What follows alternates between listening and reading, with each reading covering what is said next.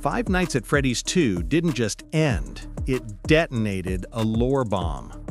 We didn't just get a creepy animatronic showdown and a jump scare bait post-credit stinger.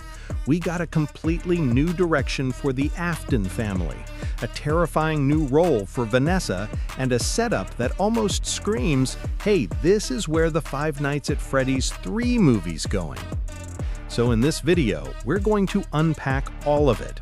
What really happened to Vanessa, why Charlie, the puppet, might be the real mastermind now, how the books, especially the Silver Eyes trilogy and the Fourth Closet, secretly explain that final shot, and how all of this could build into a FNAF 3 adaptation that fuses Five Nights 3 with Pizzeria Simulator into one massive, fiery finale.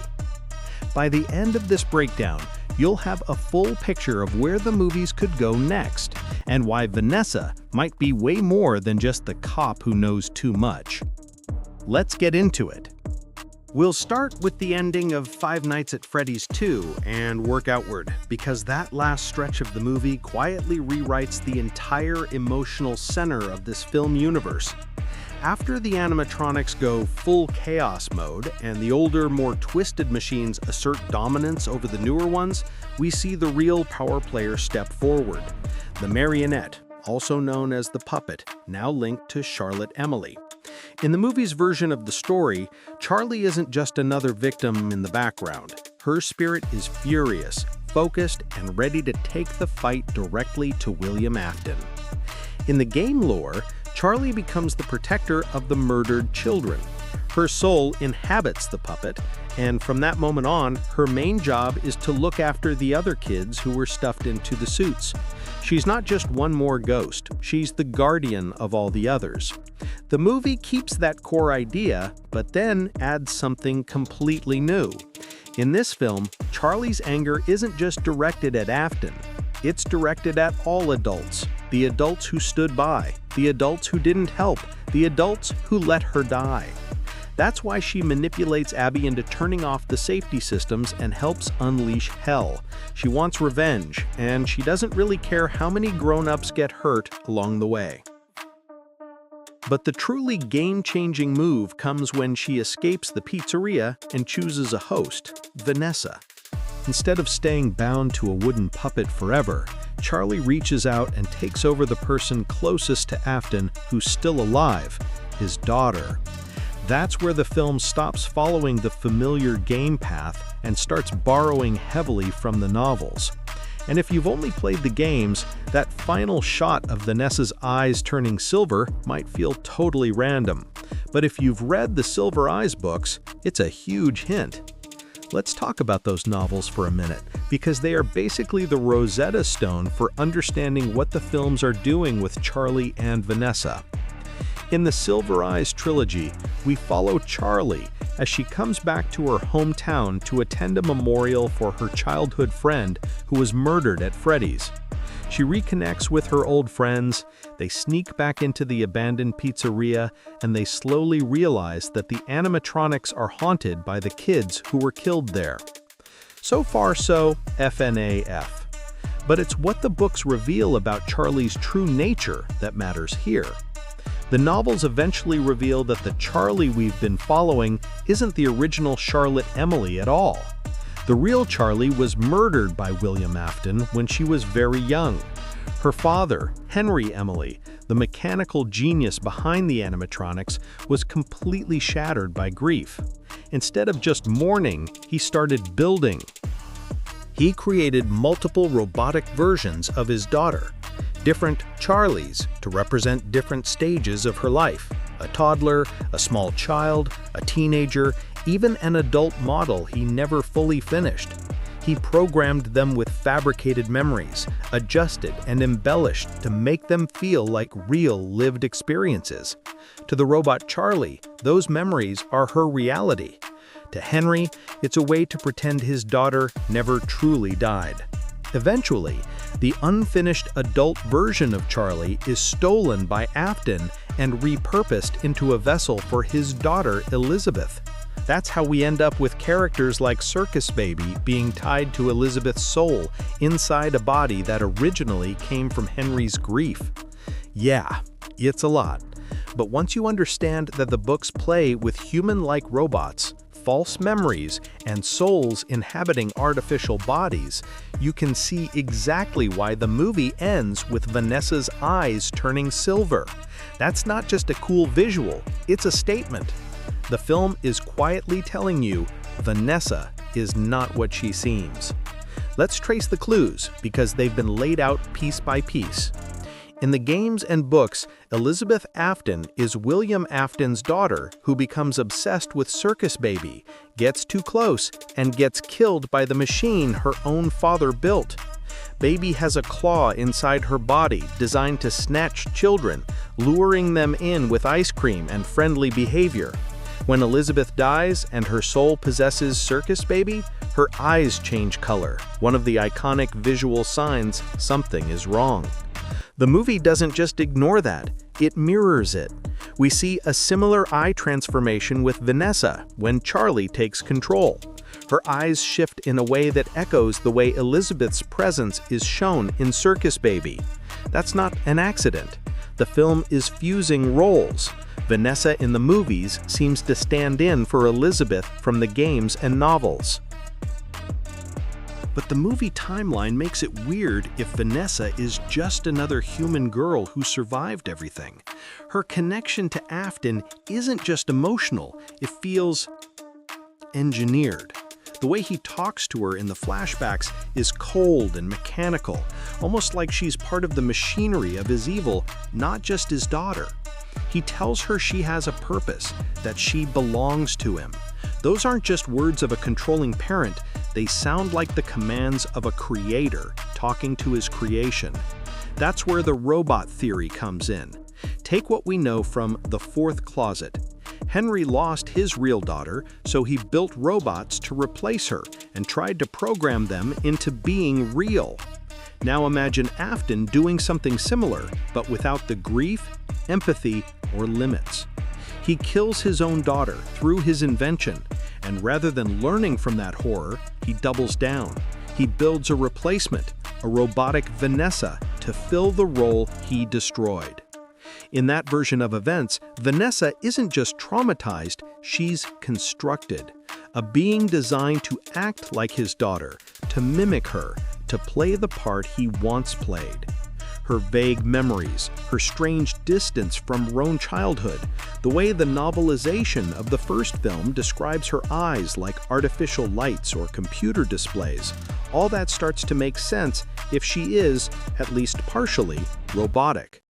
It also explains how she can be both physically vulnerable and weirdly durable. In the first movie, she gets hurt, bleeds, and feels pain. But we've already seen in the books that advanced FNAF robots can bleed and get injured in disturbingly human ways. You can stab them, bruise them, damage them, and they still blur the line between organic and synthetic. Now add Charlie into the mix. Charlie's soul, full of rage, grief, and protective instinct, takes over this robotic daughter that Afton built for himself. It's the ultimate act of poetic vengeance. The first child he murdered returns inside the artificial child he tried to build. His attempt to cheat reality becomes the door through which his past comes back to destroy him. So, what does that set up for a third film? To answer that, we need to connect Vanessa's situation with another major theme from the games: Afton living on inside other people. In the game continuity, Vanessa has a counterpart often called Vanny. She's manipulated and controlled by Afton through Glitchtrap, a digital version of Afton that infects her mind through an in-universe VR game. By the time we see her as Vanny, she's putting on a creepy rabbit suit and doing horrible things under Afton's influence, even though part of her is still human and aware. The films already hint that Afton is in Vanessa's head even before Charlie takes over. She talks about the mess in her mind, about things she can't shake, about the damage he left behind. That sounds like trauma at first, but if Vanessa is a robot built by him, it might also be literal. Her entire operating system could be built around his code, his voice, his commands. He's not just in her memories, he's in her programming. Now bring Charlie into that space. Charlie is a spirit who understands Afton better than almost anyone. She's watched him from inside the puppet, seen how he tormented the other kids, and focused on protecting his victims. If she now lives inside Vanessa's artificial body, she has direct access to the same headspace Afton tried to use as a back door. She can sense him, hunt him, and manipulate that connection in ways Vanessa alone never could. That opens the door for the movie version of Vanny. Instead of just Vanessa gets possessed and puts on a bunny suit because Afton told her to, we could see a layered transformation. Part Vanessa, part Charlie, all twisted by the remnants of Afton lodged in her mind and body. She could become a terrifying fusion of puppet, daughter, and hunter, the tool that finally tracks Afton down. And speaking of Afton, no, he's not gone. The post-credit scene in the second movie makes that very clear. We see Afton in the spring-lock suit, rotting but still animate. This universe's Springtrap. That image is basically an announcement, we're doing Five Nights at Freddy's 3 next. In the games, FNAF 3 jumps forward about 30 years. Freddy Fazbear's pizza is long gone. The events of the murders are now urban legends and creepy campfire stories. A new group of geniuses decides it's a great idea to build a haunted attraction called Fazbear's Fright based on the old stories. They dig up artifacts, props, and in the process, they accidentally find the real thing, Springtrap. Afton's body inside a decayed suit, still alive in some horrifying way. The movie has already laid the groundwork for something very similar. You can imagine a group of scavengers or horror enthusiasts combing through the abandoned pizzeria, finding the boarded-up back room and saying the exact words we hear in the games. We found one, a real one. They think they've discovered the perfect prop, the real suit from the original location. They don't realize the monster inside is still thinking, still plotting. Mike and Abby have survived twice now. They've seen Afton in both human and animatronic adjacent forms. Abby knows the truth about the children. Mike knows his family's history is tangled up in all of this. They are not going to just go back to normal life and pretend everything's fine. Meanwhile, Vanessa, now possibly a robotic vessel with Charlie inside, has been abandoned. Mike and Abby walk away from her at the end of the second film, which means there's nobody watching her descent. Whatever happens to her, whatever Afton's code or Charlie's rage does next, it's going to happen off the radar. So picture a third movie structured like this. On one side, you have Fazbear's Fright, the haunted attraction, built by clueless people who think they're cashing in on urban legends. They find Springtrap, they install him as a centerpiece, and slowly realize he's not a prop at all. Strange things start happening. Hallucinations, phantom figures in the hallways, voices on old tapes. On another side, you have Mike, Abby, and possibly Henry Emily stepping into the story more fully.